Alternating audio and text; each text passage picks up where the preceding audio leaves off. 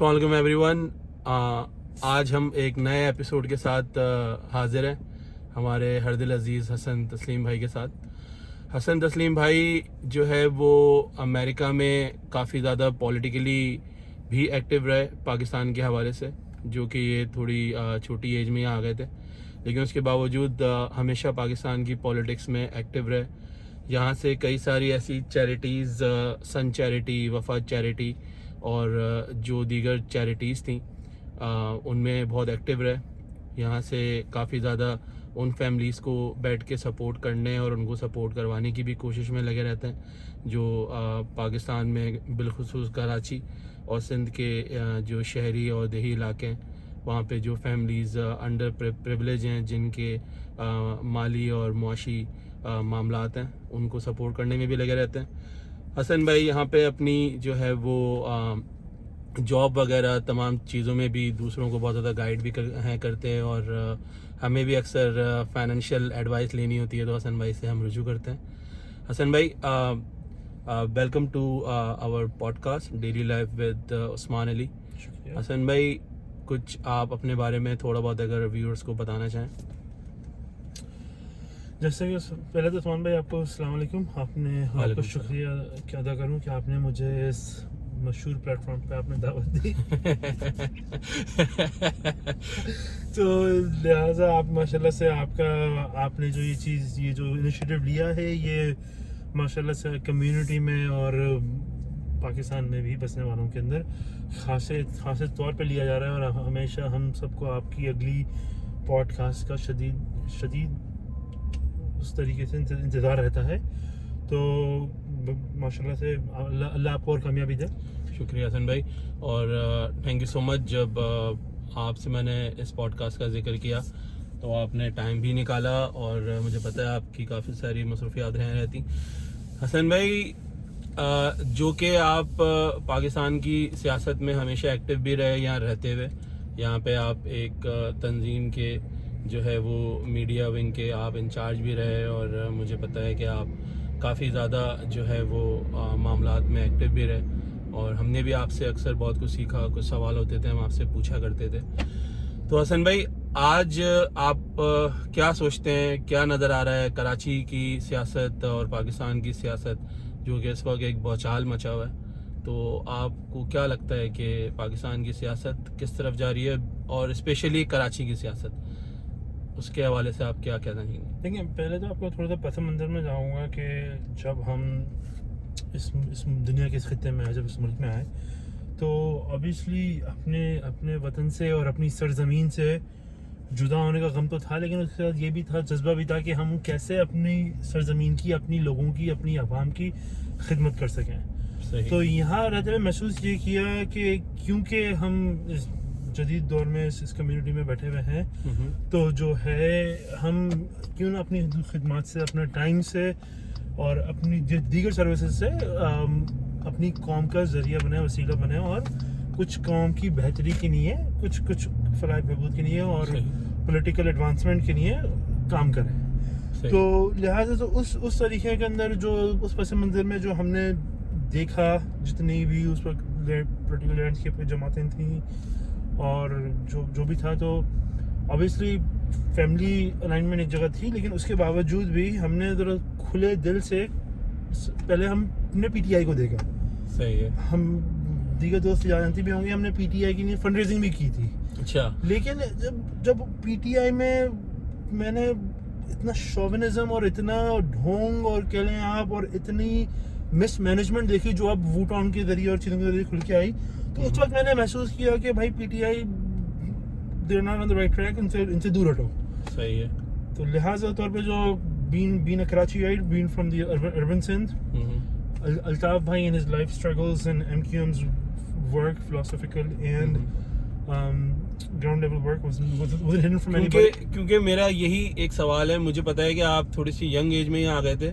हम कराची में बड़े हुए, जो कि मैं अमेरिका आया, लेकिन मैं कोई एक पक्की उम्र में आया हूँ, 25-26 साल की एज में।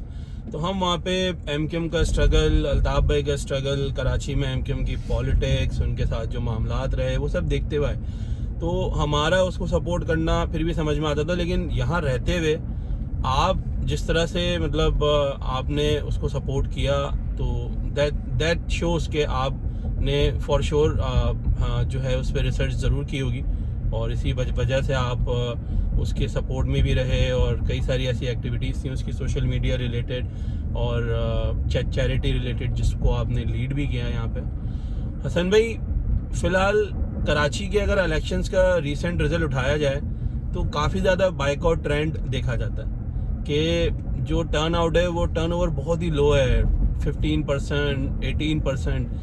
तो इसके बारे में क्या कहेंगे? लोग बाइकआउट कर रहे हैं क्या अल्ताफ भाई की वजह से कर रहे हैं, या लोग बहुत होपलेस और फ्रस्ट्रेटेड हो गए हैं?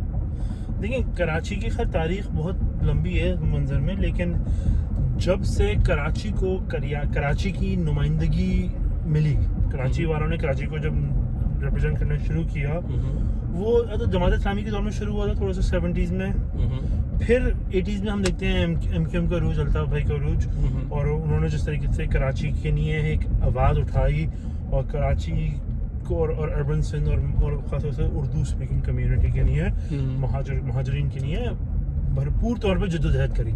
तो उसमें दरअसल कराची का मसला at the end of the day ये आ जाता है कि कराची को किसी ने अपना नहीं समझा। सही है। और जिन्होंने कराची को अपना समझा, आपने उन्हें अपना नहीं समझा। तो ये जो एलियनेशन रही है कराची और कराची राइट्स के लिए, और एलियनेशन के साथ साथ जो रेप्रिकॉशंस इनको फेस करने पड़े हैं कि कराची वालों को सज़ा मिली कि उन्होंने अपना हक मांगा, कैसे मांगा, क्यों, और हक मांगा भी तो MQM के थ्रू क्यों मांगा। हर इलेक्शन में 20 साल से हर इलेक्शन में MQM ने क्लीन स्वीप किया। MQM की ऐसी पर्सनालिटीज जिनको कोई जानता भी नहीं था, सही है, जो बिल्कुल मिडिल क्लास तबके से थी, उन लोगों ने क्लीन स्वीप किया। मतलब आज मैं ये सुनता हूँ कि लोग कहते हैं इमरान खान अगर पोल को भी खड़ा कर देगा तो वो जीत जाएगा, लेकिन हसन भाई लेट मी कंप्लीट। लेकिन क्या ये बात अल्ताफ भाई के लिए नहीं कही जाती थी बैक इन डेज के अल्ताफ भाई अगर एक पोल को भी नामजद कर दें तो वो इलेक्शन लाजमी जीत? भाई देखिए, ऐसा बिल्कुल नहीं है। अगर आप थोड़ा सा MQM की पस मंजर में जाएं, 78 में APMSO बनती है, 84 में MQM बनती है, 88 में पहला ज़िमनी इलेक्शन, आपका बलदियाती इलेक्शन होता है, और 90s में MQM को आप देखते हैं, आप बिल्कुल मेन स्ट्रीम नेशनल इलेक्शन में चले जाती है, उफक को छूते हुए बड़े उस तरीके जैसा आपने जिक्र किया, अगर एक खंबे को भी खड़ा करना है, एक पोल को भी खड़ा करना है। तो ये सब हुआ है 10-12 साल के दौर में। अब यही 10-12 साल का शुरू का दौर PTI का ले लें। PTI बनती है 90s, इमरान खान 92 में वर्ल्ड कप जीतता है, 93 से लेकर 97 तक चैरिटेबल ढोंग रचाता है, फिर वो 97 में पॉलिटिकल पार्टी लॉन्च होती है, फिर 97 से लेके 2002 का इलेक्शन होता है, 2002 का इलेक्शन होता है, 2008 का इलेक्शन होता है, 2013 का इलेक्शन होता है। 2013 के इलेक्शन से पहले, यानी शुरू के 15 साल में इमरान खान की एक सीट थी। अगर उस 15 साल में इमरान खान का खंबा भी था, उस खंबे का लोग नाम तक नहीं जानते थे। तो ऐसी क्या जरूरत पड़ी कि इमरान खान को अपने साथ हर बड़े से बड़े इलेक्टेबल को, हर बड़े से बड़े जागीरदार को, हर बड़े से बड़े जो है बंदे को लेना पड़ा। आपको हद तक कि आप कराची से हैं, आप ग्राउंड रियलिटी से वाकिफ हैं। 2013 के इलेक्शन में और इवन 2015 के बलदियाती इलेक्शन में, इवन NA 246 के इलेक्शन जिसपे पूरी मुल्क की नजर थी 2015 के अंदर, उसमें PTI को अपने वोट पोल बूथ के ऊपर पोलिंग एजेंट्स ही मिल रहे थे। उसमें PTI के कई जगह पे कैंपेन नहीं हो पाई। तो अगर ऐसी खंबे की बात होती तो PTI का उफक या PTI का इवन कुछ एरियाज में ट्रेंड 10-15 साल में नजर तो आता।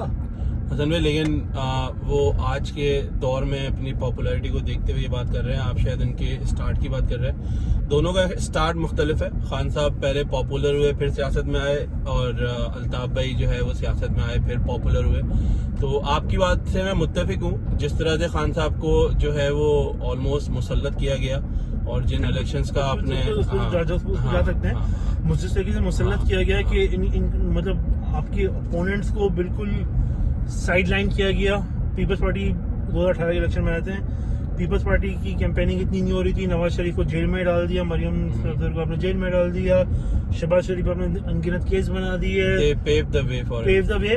उसके बावजूद भी जब 2018 के अंदर इलेक्शन होता है, जो अर्ली पोलिंग के रिजल्ट आते हैं, सारी पॉलिटिकल इंजीनियरिंग के बावजूद भी जी जो रिजल्ट आता है वो इंतहाई शर्मनाक आता है। मुझे याद है फारूक सत्तार भाई हैरान खड़े थे कि ये क्या गया भाई आपके होंगे, खैर लेकिन चले, खैर वो अलग बात है। मतलब एक ठीक है, सही है, वो आपकी वापस ये मैं उसमें नहीं आता। वो एक इंतहाई शर्मनाक रिजल्ट आता है। उसके बाद जो है, जो सिलेक्टर्स को एकदम से आरटीएस को बंद करना पड़ता है कि हमारी इन्वेस्टमेंट जाया चली गई, कुछ करो। आरटीएस बंद होता है, पीछे से सारी दोबारा से इंजीनियरिंग होती है। उसके बावजूद भी PTI does not emerge as the single largest political party. There were still 10 seats short of PMLN. उसके बाद फिर इलेक्टेबल्स को मिलाया जाता है, इसको मिलाया जाता है, 6 पार्टियों को मिलाया जाता है, फिर जाके कोई 4 सीटों पे हुकूमत खड़ी होती है।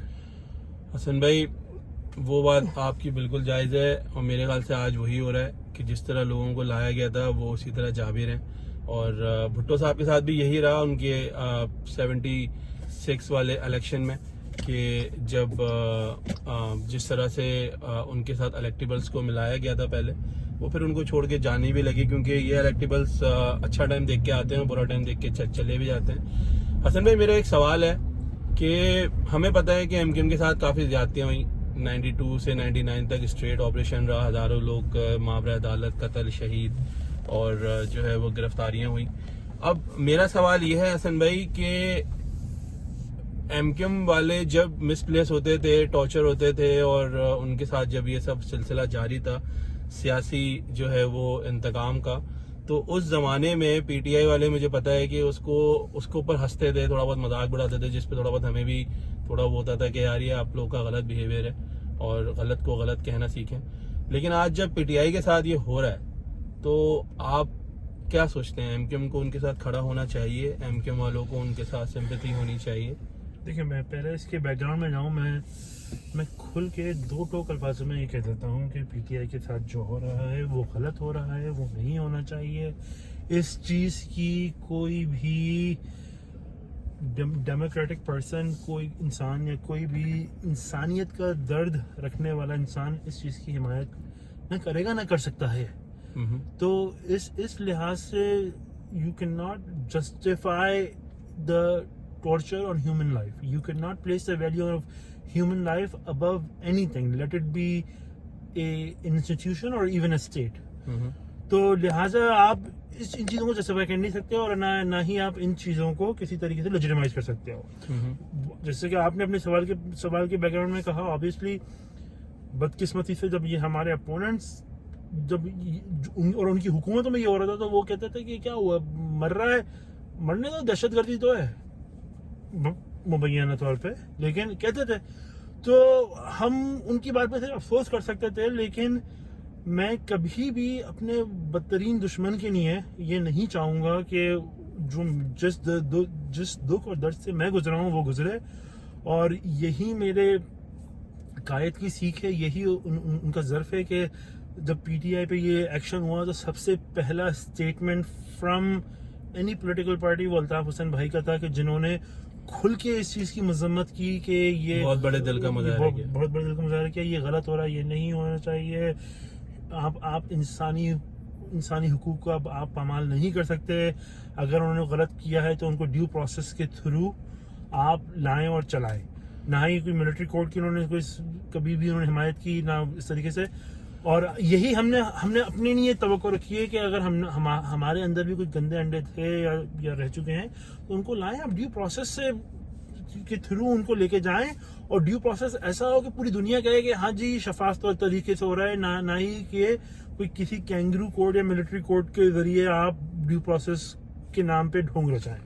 हसन भाई, मेरा अगला सवाल है, बी रियलिस्टिक। इस वक्त कराची और सिंध के जो शहरी और वो एरिया जहाँ पे एमकेएम का एक हमेशा से होल्ड था, वहाँ पे अल्ताफ भाई की कितनी आपको जो है वो पॉपुलैरिटी और उनका सपोर्ट नज़र आता है? क्या आपको लगता है कि अगर कल अल्ताफ भाई को जो है वो पॉलिटिकल स्पेस मिलती है दोबारा, तो वो दोबारा से वैसे ही क्लीन स्वीप कर सकते हैं? देखिए, मैं इसका पहले मैं समझा रहे थे, एक सवाल का जवाब दे रहे थे, लेकिन वो थोड़ा सा हम डीरेल हो गए। लेकिन मैं ये कहूँगा कि हम जब ग्राउंड पे लोगों से बात करते हैं, जो ट्रेंड्स देखते हैं, जो आप जलसे जुलूस देख लें या जो भी आप टर्न आउट की आपने बात की थी पहले, अवाम मायूस है, ठीक है ना। अवाम ने पिछली हुकूमत जो गुजरी है इमरान खान की, शहर में 21 में से 19 सीटें हुकूमती इत्तेहाद के पास थी। 21 सीटें मिलके, और कराची की 3 सीटें और हैदराबाद की 3 सीटें और लगा लें, शहरी इलाकों की 25 में से 22 सीटें मिलके एक वफाकी हुकूमत बनाती हैं, और शहर का इनमें मिलता है ठेंगा। तो पहले तो ये सजा दी जाती थी कि आपने एमक्यूएम को वोट क्यों दिया, इस वजह से कराची में कोई काम नहीं होता था। कराची ने पीटीआई को आजमा के भी देख लिया। पीटीआई ने जो सारा पंजाब पे अपना फोकस रखा, वो भी क्या फोकस रखा, बुजार के तहत फोकस रखा। नहीं, कराची को पीटीआई ने दिए, लेकिन वादे दिए दिए जो नहीं हुए। एंड में खुद पैसे अनाउंस करके वही पैसे खुद रोक लिए। लेकिन क्या किसी ने खूब नहीं कहा, वो वादे क्या जो वफा हो जाए, जो वफा हो जाए। तो खैर, तो उस लिहाज से डेफिनेटली अवाम मायूस है। हमारे सर्किल में हमारे जो कारकुनान, हमारी जो फैमिलीज हैं, वो बिलाशुबा जो है अल्ताफ भाई के साथ हैं, अल्ताफ भाई के साथ खड़ी हुई हैं। कई एमक्यू में नजरियाती कारकुनान घर बैठ चुके हैं। ऑब्वियसली वो मायूस हैं। वो एक मसीहा को, एक लीडर को देख रहे हैं, की तरफ देख रहे हैं जो आए और उनको रहनुमाई दे। और यकीनन आप मेरी बात से अग्री डिसएग्री कर सकते हैं, वो आपका हक है। लेकिन मैं सिर्फ एक सवाल पूछूंगा, अगर अल्ताफ भाई की रेलेवेंस नहीं है तो आप क्यों एक मतलब फ्री हैंड देके नहीं देखते अल्ताफ भाई को, और आपको पता पड़ जाएगा कितनी आवाम निकलेगी, कितनी आवाम निकलती है या नहीं निकलती। एक हेलो का मौका अल्ताफ भाई को जरूर मिलना चाहिए, और इंशाल्लाह हमारा अज़म है कि हम उसके लिए जिद्दोजहद करते रहेंगे। हसन भाई, अगर अल्ताफ भाई आए वापस और अपनी कौम को एक बार फिर लीड करें और कौम की रहनुमाई करें और कौम हसन भाई खुश देखें, हमारी दुआएं आपके साथ हैं। लेकिन मेरा दूसरा सवाल ये है, क्या आपको लगता है कि एक बार फिर एमक्यूएम पावर में अगर आती है तो एमक्यूएम अपनी वो गलतियां नहीं दोहराएगी? और बिल्कुल एक दिल पे हाथ रखते हुए सच एक इस पे आप तायुन करिएगा कि क्या एमक्यूएम से कुछ गलतियां हुई थी? अगर हुई थी तो वो गलतियां एमक्यूएम आगे तो नहीं करेगी, क्योंकि ये बात देखें, गलतियों का तायुन तो बहुत जरूरी है। और हमें पता है कि अल्ताफ भाई की वहाँ मौजूदगी का ना होना बहुत सारे लोगों के लिए फ्री हैंड थी, और जिसका आपको पता है कि बहुत से लोग जिन्होंने बाद में अपनी वफादारियां भी की तब्दील, और हमें पता है कि उन्होंने अंदर खाते कई तरह से पार्टी को इस्तेमाल भी किया। तो क्या एमक्यूएम इन चीज़ों को रोक पाएगी आगे? अल्ताफ भाई जो है वो इस चीज़ को कंट्रोल कर सकेंगे दोबारा? देखिए, टू पॉइंट आंसर। इंसान गलती का पुतला होता है। एमक्यूएम और एमक्यूएम से वापस रहने वाले इंसानों से गलतियां हुई हैं, और अल्ताफ भाई वाहिद लीडर थे जिन्होंने बिल्कुल मीडिया पे आके ओपनली इन गलतियों का इजहार किया, और उसके लिए अवाम से माफ़ी भी मांगी, और जो है उसके लिए उन्होंने खुद अपने लोगों को या नहीं सिर्फ पार्टी से निकाला, उनकी FIR तक कटवाई, अगर आपको याद हो। तो एमक्यूएम ने खुद अपने तौर पे बहुत सी चीज़ें ऐसी की हैं कि जिससे एमक्यूएम और एमक्यूएम का किबला थोड़ा सा दुरुस्त हो, और एमक्यूएम में जो नज़्म ज़ब्त की का तकाजा था वो आप भी वाकिफ होंगे, हर कराची वाला वाकिफ होगा। तो इन चीज़ों पे एमक्यूएम का बहुत लो टॉलरेंस है। MQM does not accept it. और जो हमारे अंदर जो गंदे अंडे थे, अब मैं ये समझता हूँ वो गंदे अंडे काफ़ी हद तक छट चुके हैं। ऑब्वियसली अब जो एमक्यूएम मौजूदा अल्ताफ भाई की एमक्यूएम बची है, और जो लोग हैं वो सच्चे नज़रियाती मुखलिस लोग हैं, और जो ये गंद मचाने वाले लोग थे वो काफ़ी हद तक छट चुके हैं। तो और अल्ताफ भाई की क्लियर पॉलिसी है कि किसी को उस लेवल पे माफ़ी नहीं मिलेगी। मुझे ये लोग कबूल नहीं हैं, उन लोगों जिन्होंने तहरीक को नुकसान पहुंचाया। तो ऑब्वियसली वो खदशात हमें इन फ्यूचर में होते हुए नजर कम आते हैं। लेकिन जैसे मैंने कहा, इंसान गलती का पुतला है। हसन भाई, we can only continue to make mistakes, but Hasan hopefully we भाई, learn from them. हमें ये बात बिल्कुल पता है कि एमकेएम पे हर किस्म का इल्ज़ाम लगा, लेकिन जो एक इल्ज़ाम जो एस्टेब्लिशमेंट या जो गवर्नमेंट्स हैं वो नहीं लगा सकी, वो थी करप्शन। तो एमकेएम पे कभी करप्शन का तो इल्ज़ाम नहीं लगा, ये बात हम जानते हैं, और हमें पता है कि एमकेएम का इस पे बड़ा एक सख्त वो था कंट्रोल। इन्होंने लाखों करोड़ों पाउंड खर्च करके यूके के अंदर अल्ताफ भाई पे मनी लॉन्ड्रिंग के केसेस क्रिमिनल लेवल केसेस करे और हमेशा मुंह की खाई। तो मतलब हमें कोई बाबा बंदियाल की अदालत से तो सर्टिफिकेट मिला नहीं है। हमारे पास हमारी सफाई का इंटरनेशनल कोर्ट से हमारे पास सर्टिफिकेट है कि हम किसी भी गैर कानूनी या किसी भी करप्ट इस चीज़ में कामयाब नहीं रहे, कभी भी इन्वॉल्व नहीं रहे। और एमक्यूएम के जो स्टैंडर्ड्स है वो तमाम के तमाम स्टैंडर्ड्स इंटरनेशनल कम्युनिटी में ऑडिट हो चुके हैं, इंटरनेशनल फर्म्स ने उसको रिव्यू किया हुआ है। तमाम अमेरिका से लेके बरतानिया तक हुकूमती इदारे उसको इंक्वायरी में शमूल करके क्लियर कर चुके हैं। तो लिहाजा अब पाकिस्तान में भी मन घड़क बातें हुई। मतलब अल्ताफ भाई का तो मिसालें हैं कि उन्होंने नोटों के भरे हुए बैग वापस किए हैं। जी, वो हमने भी नेशनल मीडिया पे भी देखा है, ब्रिगेडियर इम्तियाज वगैरह के इंटरव्यूज में। हसन भाई, सवाल एक और है।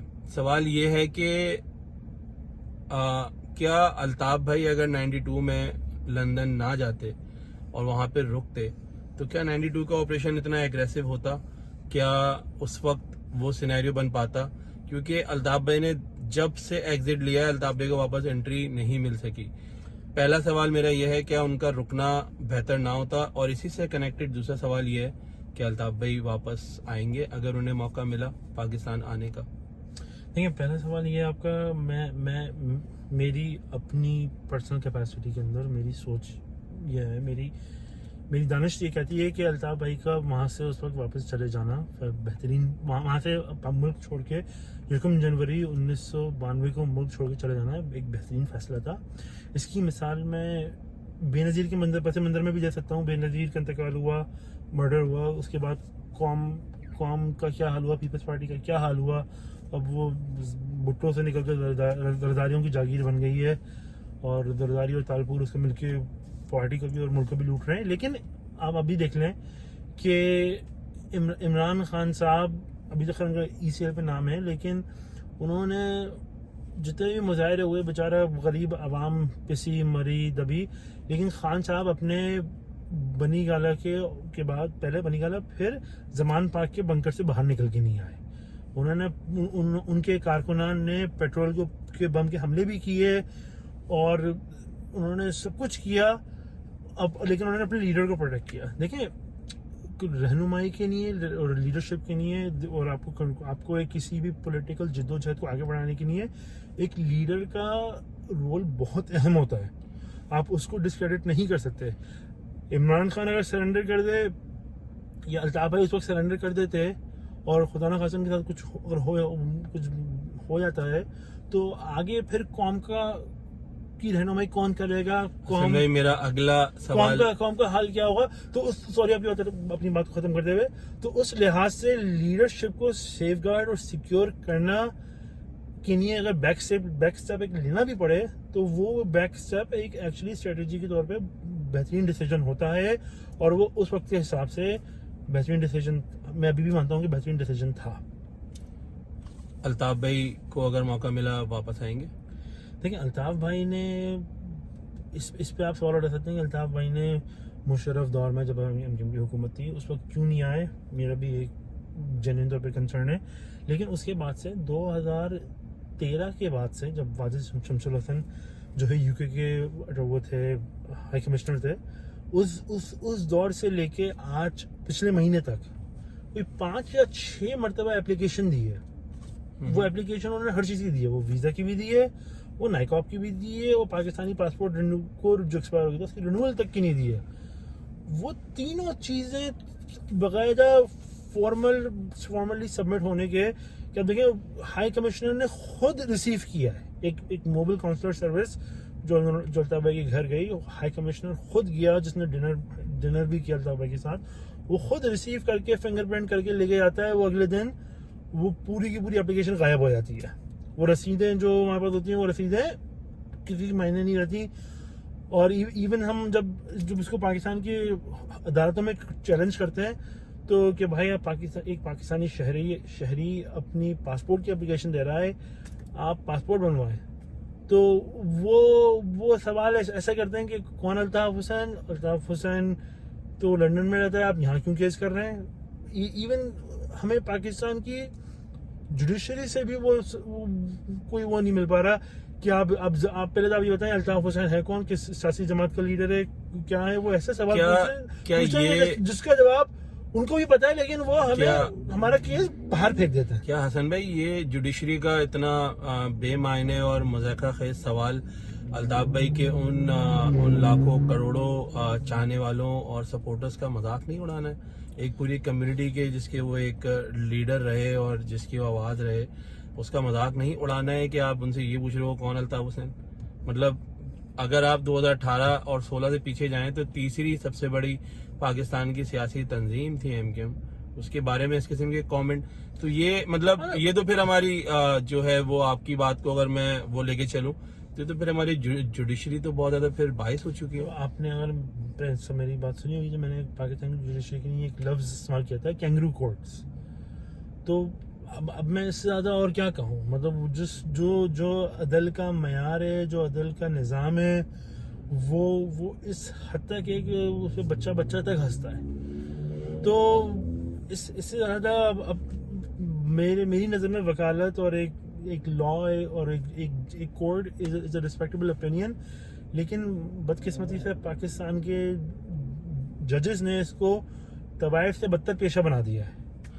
हसन भाई अब इस पे क्या कहा जा सकता है? हसन भाई अगला सवाल मेरा आपसे ये है कि आप क्या सजेस्ट करेंगे इस वक्त कराची की यूथ को, पाकिस्तान की यूथ को, और जो उन एरियाज की यूथ है जहाँ पे एमकेएम की एक हमेशा अच्छी होल्डिंग्स रही हैं और अच्छा सपोर्ट रहा है, उनको आप क्या सजेस्ट करेंगे आजकल के गिवन सर्कमस्टेंसेस में वो किस तरह से जो है वो अपनी पॉलिटिकल एक्टिविटीज़ को कंटिन्यू रख सकते हैं और उसमें पार्टिसिपेट कर सकते हैं? देखिए ये सोशल मीडिया का दौर है। कराची का अभी जितना भी मेजॉरिटी ऑफ यूथ है, उन्होंने मतलब अल्ताफ भाई को मीडिया और सोशल मीडिया के प्लेटफॉर्म के थ्रू ही देखा है। और अल्ताफ भाई अभी भी काफ़ी हद तक मीडिया के उन प्लेटफॉर्म्स को यूटिलाइज कर रहे हैं, उन प्लेटफॉर्म्स को पे एक्टिवली इंगेज्ड है। अल्ताफ भाई का मकसद सिर्फ और सिर्फ ये है कि मेरा मैसेज मेरी आवाम तक जिस तरीके से भी पहुँचे वो पहुँचे। इस तरीके से आपने देखा होगा कि छोटी सी 30 सेकंड्स की हम टिकटॉक तक को हमने यूटिलाइज, हमारी मीडिया टीम ने टिकटॉक तक को यूटिलाइज किया हुआ है कि जो आवाम 30 सेकंड का कंटेंट देखती है, जो आवाम शॉर्ट कंटेंट देखती है, हम उन तक को टारगेट करें। तो ऑब्वियसली तमाम राउंड्स, तमाम प्लेटफॉर्म्स आर अवेलेबल, उस पे जाएं आप अल्ताफ भाई के अभी के बयानात, माजी के बयानात, उनकी किताबें पढ़ें, अपने आप को इंगेज रखें और सबसे ख़ास तौर पे अपनी कम्युनिटी में आप लोग बने रहें, अपनी कम्युनिटी में आप जुड़े रहें। और जैसे ही जब हमें स्पेस मिलेगा, जब हमें रूम मिलेगा, इंशाल्लाह अपनी उस यूनिटी को हम साबित करके दिखाएंगे। हसन भाई अब मेरे आखिरी 2 सवाल, उसके बाद आज की पॉडकास्ट को हम जो है वो इख्तिताम करेंगे। हसन भाई यूएस में प्रोटेस्ट एमकेएम बड़े अरसे से करती हुई आ रही है, कई सालों से, उससे अभी तक एमकेएम को क्या फायदा हुआ है? आपको लगता है कि वो कारगर हैं? देखें, हम प्रोटेस्ट आप दुनिया के किसी हिस्से में भी करें, उसका वो एक रिकॉर्ड का हिस्सा होता है, उससे उसका इम्पैक्ट कहीं ना कहीं ज़रूर पड़ता है। अब वो कितना मीनिंगफुल होता है या नहीं होता, वो आप that can be left up to interpretation, that can be left up to your perception. तो अब ये कह देना है कि प्रोटेस्ट करना बेकार है, प्रोटेस्ट करना फजूल है, किसी भी ग्रुप के लिए, किसी भी इंडिविजुअल के लिए, वो मैं समझता हूँ कि एक थोड़ी सी नाजेबा गुफ्तगू है।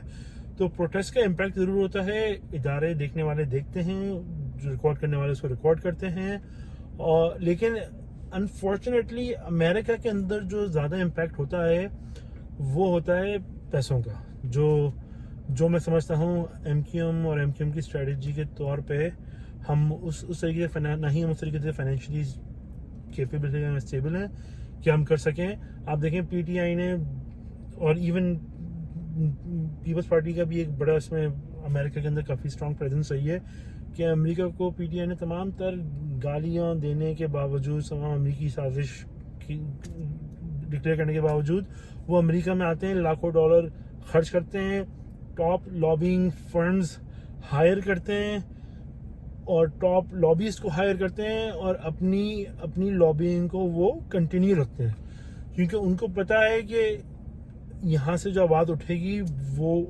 उसका जो इम्पैक्ट है वो that impact will be exponential in their struggle. Hasan भाई, PTI वाले मुझे अंदाजा है कि MQM का इस पे मजाक उड़ाते थे कि वाशिंगटन DC में प्रोटेस्ट से क्या होगा और यहाँ पे जो है वो प्रोटेस्ट करने से और इन गैदरिंग से क्या होगा, करना है पाकिस्तान में करो। आज हम देखते हैं कि PTI वाले भी यही सब कर रहे हैं यहाँ पे, और अभी खान साहब अरेस्ट हुए तो काफ़ी ज़्यादा प्रोटेस्ट हुए क्योंकि पाकिस्तान में उस तरह से वो ओपनली वो कर नहीं पा रहे थे, कर रहे थे तो उनके ऊपर शेलिंग और काफ़ी ज़्यादा सख्त मामला थे। तो क्या PTI वालों को ये लेसन थोड़ा हार्ड वे लर्न करना पड़ा कि जब आपको अपने कंट्री में अपनी कॉन्स्टिट्यूंसी में जब आपको ओपन ग्राउंड नहीं मिलता तो कहीं ना कहीं तो आपने अपनी प्रेजेंस शो करनी पड़ती है। मुझे आपकी बात सुन के हंसी आ रही है, कौन सी शेलिंग हो गई, कौन सी उनके ऊपर हार्ड टाइम मिल गया। उन्होंने तो खुलेआम वो पूरे शहरों में दंदनाते फिरे, इवन उन्होंने कोर कमांडर के घर पे उन्होंने हमला कर दिया, वहां से फौज को बैक स्टेप रिट्रीट करना पड़ा। तो जितना free hand, free space, soft corner उनको मिला हुआ है, मैं नहीं समझता कि पाकिस्तान में मादी में किसी भी सियासी जमात को मिला हो, लेकिन जाहिर सी बात है कि उनके सपोर्टर्स दुनिया में हर जगह बसते हैं, जैसे MQM के सपोर्टर्स हैं। मेरे ख्याल से हर सियासी जमात के सपोर्टर्स पॉकेट्स में दुनिया में कहीं ना कहीं हैं। तो जो जहाँ हैं वो वहाँ रह के, जैसे मैंने अपनी बात से शुरू किया था कि हम बाहर ज़रूर हैं लेकिन हम जो जहाँ हैं वो वहाँ रह के अपनी कौम की, मुल्क की तो खैर अब बात आप जाने दें हम, लेकिन अपनी कौम की खिदमत जिस मीडियम पे भी कर सकता है, जिस तरीके से भी कर सकता है, वो बिल्कुल हक रखता है वो उस मीडियम पे, उस लेवल पे, उस लोकेशन में रह कर खिदमत करना। वो खिदमत अगर मुजाहिदे की सूरत में आती है तो सौ बिस्मिल्लाह, और सबको अपनी आवाज़ उठाने का हक होना चाहिए। मतलब बिला वजह, even though they didn't give Altaf Bhai that right to raise his voice, they silenced him, they muted him, they banned him. Lekin as a firm believer in human rights and basic freedom of speech and freedom of movement, everyone in their due course is allowed to protest, speak and demonstrate as human nature shall freely do so. Hasan भाई, आखिरी सवाल मेरा, अगला prime minister किसको देख रहे हैं पाकिस्तान का? फिलहाल किस पार्टी से? जो पार्टी ज्यादा लेट है। That's a good one. अगर मैं अभी भी कहता हूँ खान साहब अगर अपनी एस्टेब्लिशमेंट से अपना किबला दुरुस्त कर लें, खान साहब, many people have ruled him out, but I still haven't ruled him out. He's still a stakeholder, लेकिन उनको बस लेटना पड़ेगा। अब वो कैसे भी लेटे हैं वो मतलब अपनी जो स्टांस है उस पर कुछ हद तक जो है उससे पीछे पड़ेगा, कुछ काफी तक भी चढ़ना पड़ेगा। जी हजूरी के नोट पे जो वो बखूबी कर चुके हैं उस नोट के ऊपर वापस आना पड़ेगा, और फिर शेरवानी तक का सफर आसान। हसन भाई, आज के इस पॉडकास्ट का इख्तिताम करते हैं। Thank you so much for your time and for answering my questions. I know some questions were bit tough, but ये वो क्वेश्चंस हैं जो कि हमने करने थे, जो कि सबके जहनों में है। और इस शेयर के साथ आज का जो पॉडकास्ट है उसका इख्तिताम करना चाहूँगा। हम जबर से डरने वाले नहीं, हम मरकर मरने वाले नहीं, हम जुल्म के हाथों पर हम बैत तो करने वाले नहीं। Thank you so much guys, signing out, daily life with Usman. Thank you. जी अल्ताफ।